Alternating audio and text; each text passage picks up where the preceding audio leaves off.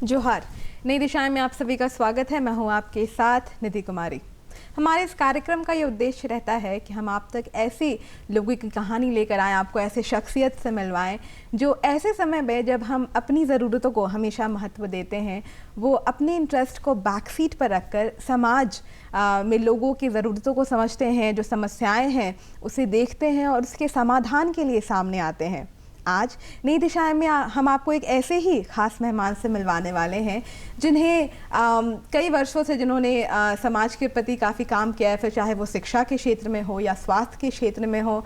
इन्हीं कार्य को देखते हुए सितंबर के माह में उन्हें एनएसएस प्रेसिडेंट अवार्डी से भी सम्मानित किया गया हमारे माननीय राष्ट्रपति के द्वारा। हम अपने स्टूडियो में स्वागत करना चाहेंगे फलक फातिमा का। नमस्कार, जोहार। मैं फलक फातिमा राष्ट्रपति अवार्ड से पुरस्कृत आप सभी के समक्ष यहाँ पर मौजूद हूँ। मैं आपका नई दिशाएं का धन्यवाद कहती हूँ कि आपने मुझे आमंत्रित किया। बहुत बहुत धन्यवाद। फलक, आपका हमारे कार्यक्रम में बहुत बहुत स्वागत है। और सबसे पहले तो हम चाहेंगे, क्योंकि बहुत बड़ी बात है और मुझे नहीं लगता कि इतने कम उम्र में हर किसी में वो जज्बा होता है कि सामने आकर समाज के लिए कुछ काम करे। इसकी शुरुआत किस तरीके से हुई? कब मन में ख्याल आया कि मुझे दूसरों के लिए कुछ करना है? जो समस्याएं हैं उसको किस तरीके से आपने देखना शुरू किया? उसके निदान के लिए किस तरीके से आपने काम की शुरुआत की? जी, सबसे पहले मैं इसकी शुरुआत बचपन से ही, मैं जब बहुत छोटी थी तभी से मेरे मन में इच्छा रहती थी कि दूसरों का कैसे हेल्प करूं। कोई परेशान है, उसकी परेशानी को कैसे दूर करूं। हमेशा मुझे समाज से एक जुड़ाव दिखता था बचपन से ही। बट मैं बेसिकली सोशली जब मैं एक्टिव हुई, जब मैं 12th पास आउट की 2016 में, उसके बाद मैं जब कॉलेज में, मेरे फादर चाहते थे कि मैं मेडिकल करूं, बट मुझे इंटरेस्ट था कि मैं सिविल सर्विस में जाऊं। तो उसके लिए मेरे फादर चाह रहे थे कि मैं कहीं एडमिशन लूँ, तो फिर मैंने कहा कि मैं ग्रेजुएशन करूँगी। तो मैंने कॉलेज में एडमिशन लिया। तो उसमें लेने के बाद मैं स्टूडेंट यूनियन इलेक्शन में पार्टिसिपेट की और उसमें मैं जीती। उसके बाद मैं यूनियन में, स्टूडेंट्स यूनियन में ही मैंने बहुत समाज सेवा किया। उसमें ही लड़कियों की परेशानियों को दूर करना सीखा। फिर कुछ भी मुद्दा होता था तो मैं उसे शॉर्ट आउट करती थी, अवेयरनेस कैंप लगाना। तो अनेक तरह के कार्य मैंने करते करते मैं यहाँ तक आज इतना सफलतापूर्वक मैं पहुँची हूँ। और इसके साथ साथ मैं लगातार समाज के प्रति कार्य करने के लिए खुद के इच्छा जाहिर करती हूँ। और 2016 से लेकर ये 22 तक 2016 से लेकर 2022 तक मेरी सफ़र रही और उसमें मुझे राष्ट्रपति द्वारा पुरस्कृत किया गया। तो ये बहुत बहुत मेरे सौभाग्य की बात है कि मैं अपने देश के लिए एक बहुत ही ज़्यादा समाज सेवी के रूप में आई हूँ। तो मैं चाहती हूँ कि समाज के प्रति ये कार्य करते रहूँ और ये निस्वार्थ भाव से कार्य मेरा पूरी ज़िंदगी चलेगा। ये मेरी इच्छा है। वाकई बहुत बड़ी बात है कि राष्ट्रपति महोदय के द्वारा, और मुझे लगता है कि इस एनएसएस अवार्डी में देश भर से 30 लोगों का ही बस चयन किया गया था, जिसमें से कि आप एक थी। हम चाहेंगे कि फलक, ये जो किस तरीके से ये जो पूरा प्रोसेस रहा, इसके बारे में आप हमारे दर्शकों को बताएं। जी जी, ज़रूर। सबसे पहले मैं 2016 में पास आउट करने के बाद मैं समाज के लिए कार्य करना शुरू कर दी थी। कुछ सोशली एक्टिव रहती थी। प्लांटेशन हो गया, ब्लड डोनेशन कैंप हो गया, फिर अवेयरनेस कैंप हो गया। तो मैं हमेशा अपने आप को जागरूक रखी और साथ ही साथ अपने सोसाइटी के लिए लोगों को जागरूक करने की कोशिश करते रही। साथ साथ ही मैं अपनी पढ़ाई में भी पूरा ध्यान देती थी। ग्रेजुएशन के बाद मैंने एमएससी किया। बीएससी करने के बाद एमएससी बॉटनी मैंने करा। एमएससी बॉटनी के बाद मैंने बीएससी के बाद एमएससी करके मैं बीएड अभी कर रही हूँ प्रेजेंटली। और साथ साथ मेरा एक खत्मा विलेज है जो कि एक मतलब कि हम लोग 3-4 विलेज में काम किए। जैसे सुकरहुट्टू विलेज हो गया, ये काकी के आगे होता है। नामकुम में एक राजा उलातू गांव हो गया। इसके अलावा हतमा गांव, उसमें हमने कोविड-19 के समय में जब पूरे देश में लोग अपने घर पर थे, उस वक्त मैंने और हमारे जितने भी एनएसएस के हमारे साथी थे, मिल करके समाज के प्रति लोगों को बहुत सारा कार्य किया। जैसे कि मैं पूरे कोविड-19 के समय में लोगों को घर घर जा कर के पढ़ाने का कार्य किया। तो इसके लिए हमारी स्टोरी भी हर जगह पब्लिश हो रही थी।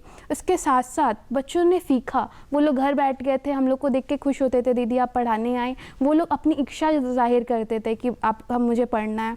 फिर वैक्सीनेशन कैंप हो गया, फिर उसके अलावा हम लोग ऑक्सीजन सिलेंडर का वितरण करना, कपड़ों का वितरण, खाना का वितरण, मतलब अनेक प्रकार के, और प्लांटेशन, वृक्ष के बगैर ऑक्सीजन की कितनी कमी हो गई थी, उसको ध्यान में रखते हुए हमने लगातार अनेक प्रकार के समाज सेवा कार्य किया। और साथ साथ जितने भी गवर्नमेंट के स्कीम्स थे जिसके बारे में लोगों को जानकारियाँ नहीं रहती थी, उस पर भी हमने बहुत सारा कार्य किया। जैसा कि 2016 से आप काम कर रही हैं फलक के क्षेत्र में, और मुझे लगता है कि जब आप एक बार ग्रास रूट लेवल पर काम करने की शुरुआत करते हैं तो समस्याओं को देखने का नज़रिया बदल जाता है। जिन्हें झारखंड में क्या कुछ समस्याएं हैं उसके बारे में ज़्यादा पता नहीं है, शायद उनके लिए कुछ अलग सोच होगी, लेकिन जिस तरीके से आपने कहा कि शिक्षा के क्षेत्र में भी आप काम कर रही थी, उसके बाद ब्लड डोनेशन कैंप्स था, इतने सालों से लगातार जो आपका कार्य रहा है, अभी के वक्त आपको क्या लगता है कि क्या कुछ मुख्य सामाजिक समस्याएं हैं जो हमारे राज्य में प्रेजेंट हैं, जिसके लिए एक निदान लाना काफ़ी हमारे लिए ज़रूरी है अभी के वक्त में? सबसे ज़्यादा ज़रूरी है शिक्षा के क्षेत्र में हमें कार्य करने की आवश्यकता है। जैसे कि मैं खुद बीएड के टाइम में, अभी मैं बीएड कर रही हूँ, तो सरकारी स्कूल में 9th और 10th के बच्चों को मैं देखती हूँ तो उन्हें 2 लाइन पढ़ना नहीं आता है, वो रीडिंग नहीं कर सकते, उनकी राइटिंग नहीं है, उन्हें कैलकुलेशन नहीं आता, उनका अलजेब्रा ज्योमेट्री का मतलब नहीं पता है, साइंस में उनको कोई जानकारी नहीं है, उन्हें कोई भी प्रॉपर नॉलेज नहीं है जो 9th के बच्चों को और 10th के बच्चों को होनी चाहिए। तो बेसिकली मैं शिक्षा के क्षेत्र में बदलाव लाने की कोशिश करूँगी और कर भी रही हूँ कि मैं जिस स्कूल में पढ़ाने जाती हूँ उसमें बच्चे बोलते हैं कि आप मेरे क्लास से पढ़ाइए, मेरे क्लास से पढ़ाइए, ऐसे करके वो सबको अपना इच्छा जाहिर करते हैं, मुझसे पढ़ना चाहते हैं। तो मैं एक स्कूल को अभी पढ़ाने में कुछ क्लासेस पढ़ा रही हूँ, तो मैं चाहती हूँ कि अपने राज्य में शिक्षा में बदलाव लाने का कोशिश करूँ, क्योंकि ये हमारे भविष्य है। क्या सरकारी स्कूल के बच्चे प्राइवेट के कंपैरिजन में शिक्षा नहीं प्राप्त करेंगे तो हमारा देश कैसे आगे बढ़ेगा? तो मैं चाहती जितने भी सरकारी स्कूल्स हैं उसमें भी अच्छी पढ़ाई होनी चाहिए, शिक्षकों की बहाली होनी चाहिए, जिससे कि वो अपने बच्चे लोग अपनी शिक्षा का महत्व को समझ सके और एक भविष्य में एक स्वतंत्र नागरिक बन करके समाज सेवा कर सके और खुद को IAS, IPS और डॉक्टर, इंजीनियर बना करके खुद को एक भाग्यशाली व्यक्ति अपने आप को समझ सके। बिल्कुल, काफ़ी सही बात कही आपने कि शिक्षा एक ऐसी अस्त्र है जो बड़े से बड़े मुश्किल का जो समाधान है वो शिक्षा के ज़रिए आप निकाल सकते हैं। हम वापस से आपकी जो NSS अवॉर्डी की एक्सपीरियंस है उस पर आना चाहेंगे। जब आपको पता चला कि आपका चयन हुआ है, उस वक्त क्या कुछ फीलिंग रही थी? उस वक्त क्या आपने एक्सपेक्ट किया था? वो एक्सपीरियंस कैसा रहा? मैं जिस दिन रिज़ल्ट आया था, बेसिकली उस दिन मेरा एग्ज़ाम था, बीएड का एग्ज़ाम चल रहा था। तो जैसे मैं एग्ज़ाम दे करके निकली तो फिर मैं मेल चेक कर रही थी क्योंकि रिज़ल्ट आसपास में था। तो जैसे मैंने रिज़ल्ट मेल में चेक करा तो मेरे को मेल आया, उसके बाद दिल्ली से फ़ोन आने शुरू हो गई, हमारे रीजनल डायरेक्टर कॉल किए, फिर NSS के कोऑर्डिनेटर सर ने कॉल किया।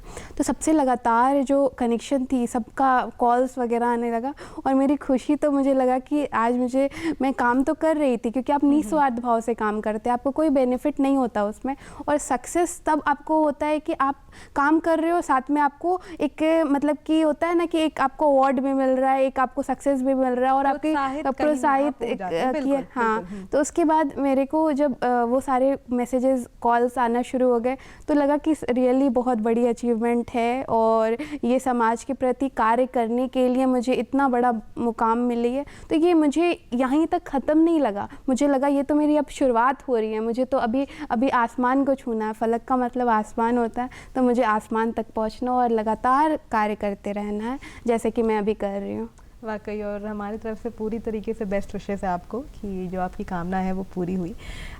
जिस तरीके से आपने कहा कि जब आप रिज़ल्ट निकला उस वक्त आप अपने एग्ज़ाम्स में इन्वॉल्व थी, तो क्या कभी डिफ़िकल्ट हो जाता है एग्ज़ाम्स को, करियर भी आपको हैंडल करना है, उसके साथ साथ आप इसमें पूरा वक्त दे रही हैं, टाइम मैनेजमेंट किस तरीके से होता है? बेसिकली मैं दोनों को मैनेज कर लेती हूँ, मेरी एकेडमिक भी अच्छी रही और साथ में मैं सोशली एक्टिव रखती हूँ, तो दोनों को बैलेंस करने का जो मेरे मन में रहता मोटो कि मुझे रिज़ल्ट भी अच्छा करना और मुझे अपने सोशली एक्टिव भी रखना है, तो खुद को मैं बैलेंस करने की कोशिश करती रहती हूँ कि मैं अगर पूरे दोपहर काम की, समाज के प्रति अपने आप को समर्पित रखी, तो जब शाम होता है, रात होते तो मेरी काम फिर से शुरू होती है कि मुझे पढ़ाई में भी अपना वक्त देना। तो दोनों को मैं अब तक बैलेंस करके चली हूँ और फ्यूचर में भी मुझे बैलेंस करके चलना है, क्योंकि आगे मुझे, अगर आपके पास नॉलेज नहीं रहेगा, अगर आपके पास प्रॉपर एकेडमिक नहीं रहेगी, तो आप कैसे उतने दूर तक का सफ़र तय कर सकते हैं। तो मैंने एमएससी बॉटनी करा, तो उसमें भी मेरी परसेंटेज बहुत अच्छी आई। उसके बाद मैं अभी बीएड कर रही हूँ, तो उसमें भी पढ़ाई की तो आवश्यकता बहुत पड़ती है, तो साथ साथ में मैं दोनों को बैलेंस करने की कोशिश करती हूँ। जब अपने जैसा आपने कहा कि शुरुआत से ही आपके मन में था कि मुझे लोगों के लिए कुछ काम करना है, नेकी करना है, लेकिन 2016 में जैसा आपने बताया कि आप निरंतर रूप से उस वक्त इस काम में जुड़ गई, क्या कुछ चैलेंजेस आपके लिए रहा शुरुआती दिनों में जो कहीं ना कहीं कभी कभी आपको काफ़ी हताश कर देते थे? चैलेंजेस कभी कभी कोई समझ नहीं पाता था ये क्यों कर रही हो, क्योंकि फैमिली वाले, मम्मी हमेशा सपोर्ट की, फादर को तो बहुत टाइम पता नहीं चला कि मैं कहाँ जा रही हूँ। उनके मन में भी रहता है समाज सेवा, वो अपने लेवल में करते हैं, बट उनको नहीं पता था कि उनकी बेटी इतने दूर तक राष्ट्रपति भवन तक उनको पहुँचाएगी। उनके आँख में आंसू आ गई थी कि बेटा मेरा कोई भाई नहीं है। तो बेसिकली वो बेटा बेटी में जो रहता था ना कि डिफरेंसेस, तो जब मैं उतने दूर तक पहुँची तो फादर के मन में ये था कि मेरी बेटी भी बेटे से कम नहीं रही, मुझे इतने दूर पहुंचा दी। एक मतलब कि राष्ट्रपति भवन में वो मेरे को पूरा हक कर रहे थे, वो मेरे को बोल रहे थे बेटा इतना दूर पहुंचा दिया तुमने। मेरी मम्मी भी हमेशा सपोर्ट किया। मुझे नेशनल कैंप के लिए हमेशा बाहर जाना पड़ा, फिर मुझे सोशली अगर आप एक्टिव रहते हो तो आपको नेशनल जर्नी भी करनी रहती, तो बहुत सारे नेशनल जर्नी किए। तो बेसिकली कभी कभी मेरे फादर धनबाद में रहते और हम लोग फैमिली रांची में रहती, तो वो आते जाते रहते हाई कोर्ट वगैरह में, एडवोकेट है मेरे फादर। तो बेसिकली मेरी मम्मा मुझे हमेशा सपोर्ट करती, बोलती बेटा ठीक है मैं बात कर लूँगी, तुम अपना करते रहो। फिर कभी कभी ऐसा होता था सिचुएशन, फैमिली वाले बोलते थे ये सब क्या है, ये क्या चीज़ें हैं, आसपास के लोग, तो फिर भी मैं किसी का नहीं सुनी, मैं अपने मन का, अपने दिल का सुनी। और अब तक मैं एक भी दिन अभी फ्री नहीं रहती हूँ, जब से मैं जीती हूँ उसके बाद से भी। अब तो पहले 1-2 दिन ब्रेक मिल जाता था, अभी लगातार मेरा कुछ ना कुछ कार्यक्रम रहता है और कुछ ना कुछ काम रहता है, जिसके लिए मैं खुद को समर्पित हमेशा करती हूँ और करती रहूँगी भी, कि मेरा वो पैशन है, social work is my passion. वाकई मुझे लगता है कि फैमिली का जो सपोर्ट है वो काफ़ी अहमियत रखता है ऐसे वक्त में। जैसा कि आपने कहा कि आपके फादर ने भी एक्सपेक्ट नहीं किया था वो जो एक्सपीरियंस रहा राष्ट्रपति भवन का, आपके लिए वो पूरा एक्सपीरियंस कैसा रहा था? क्योंकि जैसा कि आपने बताया कि वैसे तो आप रिजल्ट्स चेक कर रही थी, पर कहीं ना कहीं एक्सपेक्टेशंस उतनी कुछ थी नहीं, तो वो पूरा एक्सपीरियंस आपके लिए कैसा रहा? नहीं, बेसिकली ये रांची यूनिवर्सिटी का फर्स्ट अवार्ड था, तो फिर बेसिकली होता ये है कि जब ये मेरा एक्सपीरियंस उस टाइम जैसे मेरे को नोटिफिकेशन मिली, मुझे पता चला, तो मुझे लगा कि रियली वो अचीवमेंट बहुत ही बड़ी अचीवमेंट है, क्योंकि आपको हमारी जो राष्ट्रपति महोदय उनके द्वारा हमें सम्मानित किया जा रहा है। ये एनएसएस प्रेसिडेंट अवार्ड समाज सेवा का बहुत बड़ा पुरस्कार होता है जिसे मुझे मिला है। तो बेसिकली वो मेरा ये एक्सपीरियंस रहा कि फाइनली ये सक्सेस मुझे मिल गया है, और ये काम मेरा अब तो शुरुआत हो रहा है, इसमें मुझे लगातार इसमें लगे रहना। और फिर मैं वहाँ गई तो मेरा ये एक्सपीरियंस रहा कि मुझे खुशी, मतलब कि मैं जाहिर नहीं कर पा रही थी, क्योंकि लगातार मुझे होटल ललित में वहाँ ठहराया गया था दिल्ली में।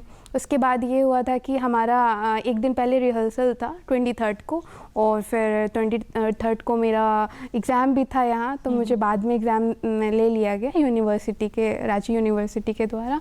तो 23 को मेरा फर्स्ट टाइम मैं राष्ट्रपति भवन विज़िट करी थी। उस टाइम बस 30 अवॉर्डी, जो पूरे देश भर से 30 अवॉर्डीज़ थे, उनको बुलाया गया था। तो वहाँ पे हमें बताया गया कि आपको मिनट टू मिनट का इवेंट्स के बारे में एक्सप्लेन किया गया।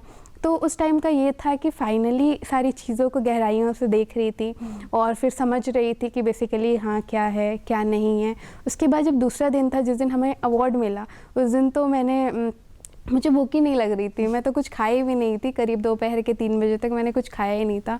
तो मॉर्निंग से, क्योंकि उस दिन का इवेंट और फिर सारी चीज़ें मॉर्निंग में रेडी होकर के जल्दी से हमें पहुंचना था राष्ट्रपति भवन।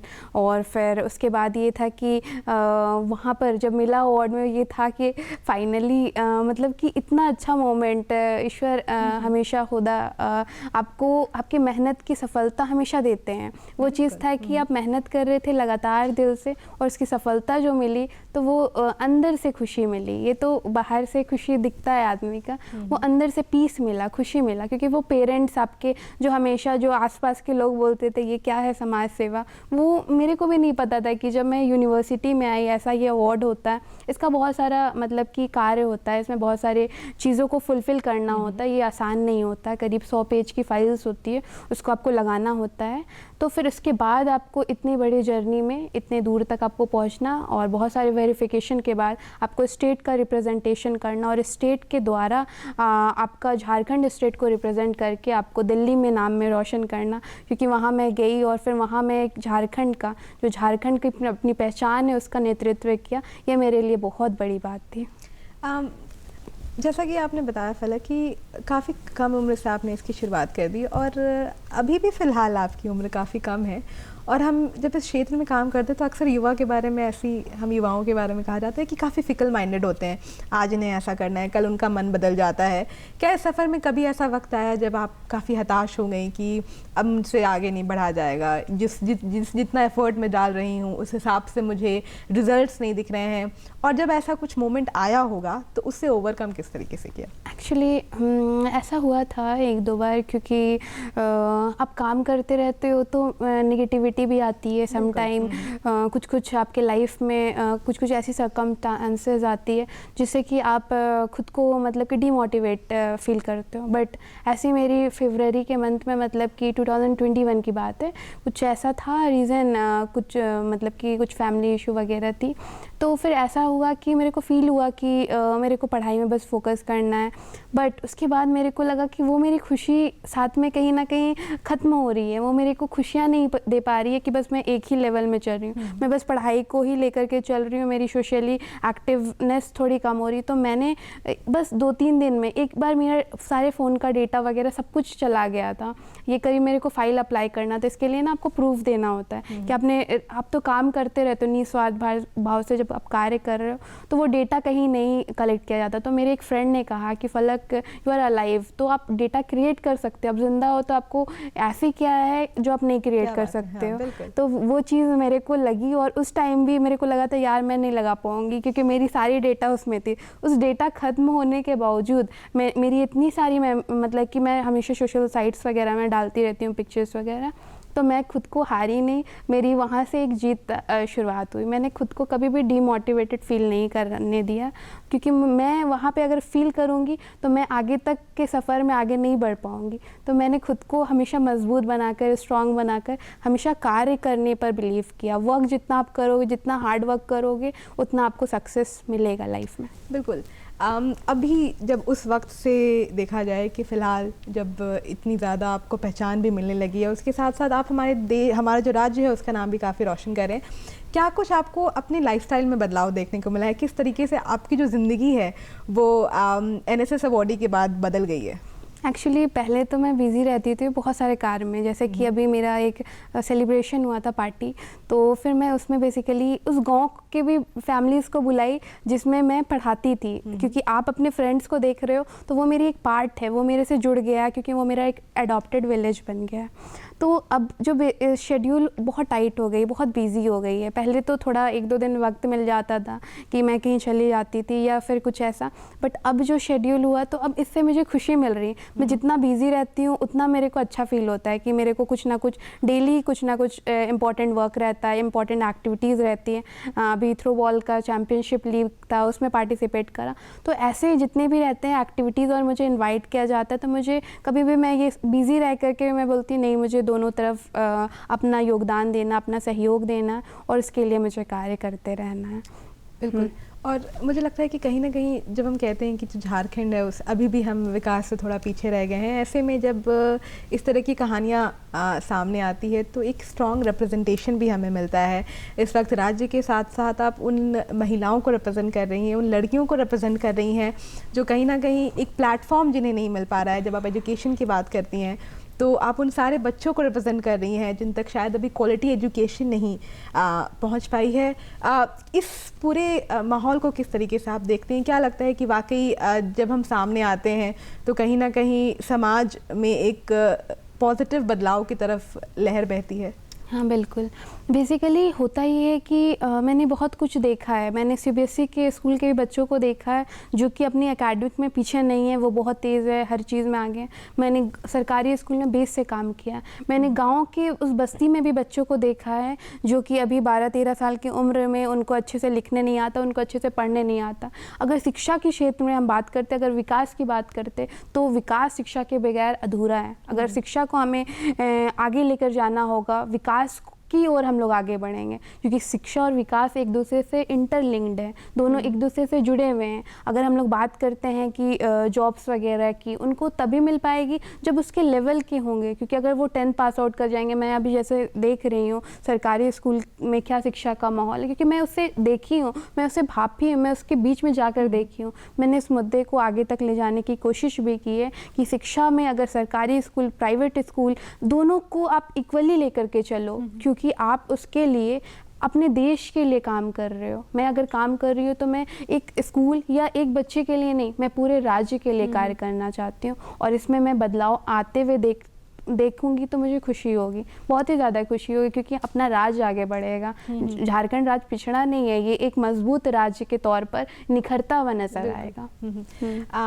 जैसे कि अभी फ़िलहाल आप बता भी रही थी कि आपकी ये कहीं ना कहीं विजन है कि शिक्षा के क्षेत्र में हम राज्य को बहुत आगे बढ़ते हुए देखें, लेकिन उसके बाद अगर उसके अलावा अगर हम आपके कुछ फ्यूचर गोल्स की बात करें कि अभी क्या कुछ आपके ऐसी कौन से गोल्स या कौन से मिशन आप अपने दिमाग में लेकर चल रही हैं कि कुछ वक्त बाद या फिर अगर मुझे ऐसा माहौल मिला तो मैं इस क्षेत्र पर काम करना चाहूँगी? बेसिकली जैसे आपने कहा कि शिक्षा के क्षेत्र पर मुझे कार्य करना है, करते रहना है, और समाज सेवा तो मेरा एक मजबूती है, मेरा एक पैशन है। मैं अगर सिविल सर्विस में भी जाती हूँ और मैं अगर एक पॉलिटिकल फील्ड भी अपनाती हूँ, तो मेरा सबसे ज़्यादा इम्पॉर्टेंट चीज़ होगा वो समाज सेवा, क्योंकि समाज में अगर आप कार्य करते हो तो आपको जो हेल्थ इश्यूज़ है उसमें भी कार्य करते हो, फिर आपका जितना भी इकोनॉमिक डेवलपमेंट में भी काम करते हो, कैसे उनको ग्रोथ करोगे आपके गांव में, जो मतलब कि अगर खनिज विभाग है या कोई भी चीज़ है, उसमें आप कैसे उसमें डेवलपमेंट लेकर के आओगे। इसके अलावा आप कितना अच्छा कार्य करोगे जिससे आपका जो आसपास का एनवायरनमेंट है, जैसे कि मैंने कहा कि ऑक्सीजन सिलेंडर की कमी हो गई थी, बहुत सारी कमियों का हमें सामना करना पड़ा था, तो ऐसा मुसीबत आने से पहले मैं अपने राज्य को कितना ताकतवर और मजबूत साबित कर सकूं कि वो हमारे फ्यूचर में काम आ सके। सस्टेनेबल रिसोर्सेज का हम लोग कोशिश करेंगे कि वो सस्टेन होकर के हम लोग का इन्वायरमेंट में कैसे हम लोग बचाव कर सके, क्योंकि आजकल जितने भी हमारी एनर्जीज़ है, जितनी भी सोलर एनर्जी, ये सारे को यूज़ करने के लिए हमें अपने जितने भी राज्य है उसको उकसाना होगा कि आप इसका इम्पोर्टेंस समझिए, इसमें कैसे कार्य करना होगा। जितना लोग जागरूक होंगे उतना समाज जागरूक होगा और हमारा जो कार्य है वो सफलतापूर्वक होगा। वाकई विकास करना है, लेकिन सतत विकास के प्रति हमारा ध्यान होना चाहिए। जैसे कि हमने कहा फलक, हमारे जो दर्शक हैं उसके लिए फ़िलहाल आप किसी रोल मॉडल से कम नहीं हैं, और हम चाहेंगे कि जो दर्शक अभी देख रहे हैं आपको, आप उन्हें क्या कुछ मैसेज देना चाहेंगे, खासकर झारखंड के वो युवा जो एक उम्र आता है जब आप काफ़ी भटके हुए महसूस करते हैं, जब आपको समझ नहीं आता कि किस पड़ाव को चुना जाए, उन्हें आप क्या कुछ मैसेज देना चाहेंगे? मैं बेसिकली जैसे कि मैं इतने दूर तक गई, एक मैं समाज सेवा के क्षेत्र में कार्य करके, मैंने जैसा बताया कि डिमोटिवेशन आपकी लाइफ में आती है, आपको फील होता है कि आप आगे कुछ करने से पहले कि कर पाऊँगी या नहीं कर पाऊँगी, तो वो जो नेगेटिविटी है उससे फाइट करना सीखें। आप अपने सक्सेस को अपना बेस्ट फ्रेंड मानें, क्योंकि आप सक्सेस अगर शिक्षा के क्षेत्र में करना चाहते हैं तो आप लगातार मेहनत करें। अगर आपको किसी जॉब में भी अपने इम्प्रूवमेंट चाहिए तो आप उसमें लगातार मेहनत कीजिए। हार्ड वर्क ऑलवेज पे यू, ठीक है, आपको हमेशा वो पे करेगा। जितना मेहनत कीजिएगा उतना आप सक्सेस की ओर बढ़ते जाएंगे, और कभी हताश और निराश खुद को मत समझिए, क्योंकि आप एक युवा हैं और एक युवा पीढ़ी में एक जोश होती है। अपने आप को हमेशा एक ऐसी ओर लेकर के जाइए, एक नई दिशाएं की ओर लेकर के जाइए, जिससे आपके पेरेंट्स खुश हों, आपके समाज खुश हो। अपने लिए ज़िंदगी तो सभी जीते हैं, आप दूसरों के लिए जी के देखिए तो आपको खुशी होगी। अगर आप कभी भी नेगेटिव फील करें तो आप खुद को मोटिवेटेड फील करवाएं, क्योंकि आप अपने लिए ज़िंदगी जी रहे हैं। जब आप अपने लिए और फिर दूसरों के लिए सीखेंगे कि कैसे समाज को खुश करना, कैसे पेरेंट्स को अपना पहला सब हैप्पीनेस मानिए, तो आपको हमेशा खुशी मिलेगी और हमेशा आप अपने लाइफ में सक्सेस प्राप्त कीजिएगा और हमेशा आपके ज़िंदगी में खुशियाँ आएगी। और यही मेरे शब्द रहेंगे। बाकी और काफ़ी सही कहा आपने कि अपने लिए तो हर कोई जीता है, लेकिन एक बार समाज के लिए ज़रा जीकर देखिए, वो जो एक्सपीरियंस है वो अलग ही हेवनली सा एक्सपीरियंस है। फलक, आप हमारे कार्यक्रम में आई, जिस तरीके से आपने अपनी एक्सपीरियंस हमारे साथ शेयर की, मुझे लगता है कि काफ़ी ऐसे जो हमारे दर्शक हैं उन्हें एक तो प्रोत्साहन भी मिला होगा आपकी कहानी से, और काफ़ी एक पॉजिटिविटी उन्हें मिली है। जैसा आपने कहा कि नई दिशाएं हमें जीवन में चुनने की ज़रूरत है, अगर कुछ बुरा हो भी रहा है तो उससे ऊपर उठकर काम करने की ज़रूरत है। फलक, हम आपको बेस्ट विशेस देना चाहेंगे दूरदर्शन की पूरी टीम की तरफ से। हम चाहेंगे कि जितना सफल आपका अभी तक का सफ़र रहा है, आगे की जो जर्नी है वो और सफल रहे। इसी के साथ हमें भी दीजिए इजाज़त, हम आपसे फिर मिलेंगे नई दिशाएँ की अगली कड़ी में। तब तक के लिए जोहार, नमस्कार।